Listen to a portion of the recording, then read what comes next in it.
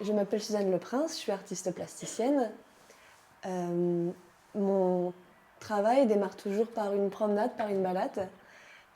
C'est à chaque fois ce processus de création qui débute toutes mes pièces. Donc je choisis un endroit, je me balade, je récolte, je cueille, je glane, je me penche et j'observe et je ramasse des choses remarquables qu'après je ramène avec moi. Et une fois posé sur la table, c'est ce qui va me servir de base et de matière pour mon travail plastique. Généralement, ce sont des choses naturelles, ce sont des choses végétales. Après, il peut y avoir de tout. Des fois, ça peut être donc des fleurs, des plantes la majorité du temps, mais parfois aussi des pierres, des morceaux de bois, des choses jetées. Par exemple, récemment, je suis revenue d'une résidence au Japon. Là-bas, au bord de la mer, j'ai trouvé des morceaux de vaisselle cassée. Donc les plages étaient assez polluées, il y en avait beaucoup. Ça s'apparentait à des coquillages que je ramassais, sauf qu'en fait, c'était des morceaux de vaisselle cassés.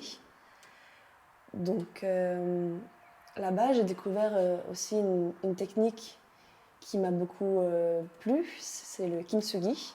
Donc le kintsugi, c'est l'art de réparer de la vaisselle cassée, mais avec de la dorure, de l'or. Et donc la fissure qu'on voudrait cacher ne l'est pas. Et c'est ce que j'ai aimé dans cette technique, c'était le fait qu'au lieu de cacher la fissure, on allait la mettre en valeur et la montrer justement avec de l'or. Donc ça m'a un peu fait cogiter. Et la pièce que j'ai faite au Japon était le résultat de cette réflexion et de cette découverte. C'était une céramique non cuite qui s'est fissurée. J'y avais inséré des morceaux de céramique et sur la rencontre de ces deux choses, la terre s'est fissurée. Et ces fissures, au lieu de vouloir les cacher, les réparer, je les ai travaillées. Donc j'ai travaillé la fissure, j'ai lissé la fissure et j'ai mis des végétaux que j'avais récoltés, des fleurs séchées par exemple, à l'intérieur de ces fissures.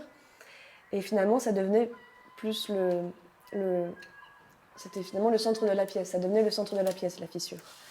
Donc après, ces accidents, c'était quand même quelque chose qui m'a toujours intéressée. Déjà avant, j'avais beaucoup ce travail de ne pas cuire la terre. Et parce que j'aime travailler les choses éphémères, fragiles, les choses fines. Et quand on ne cuit pas la terre, elle est du coup pas transportable, fragile et difficile à déplacer. Et parfois, je provoquais même l'accident, par exemple en plaçant des céramiques dans la zone de l'Estran. Donc l'Estran, c'est un endroit que j'aime beaucoup, c'est ce qui se situe entre marée haute et marée basse.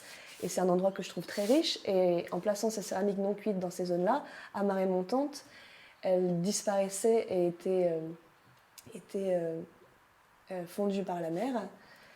Donc ces choses-là, c'était des performances qui étaient filmées. Donc il n'y avait pas de traces de ces choses-là. Souvent, j'ai peu de traces de mon travail finalement. C'est souvent des photos et des vidéos. Mais généralement, ils apparaissent une fois et disparaissent à la fin. Et finalement, avec ces choses que je ramène, que je récolte, que j'hybride ensemble, que je réutilise d'une certaine façon, j'essaye finalement comme le kintsugi qui dit que en montrant les fissures, on raconte l'histoire de l'objet, mais j'essaye à mon tour aussi de raconter des histoires.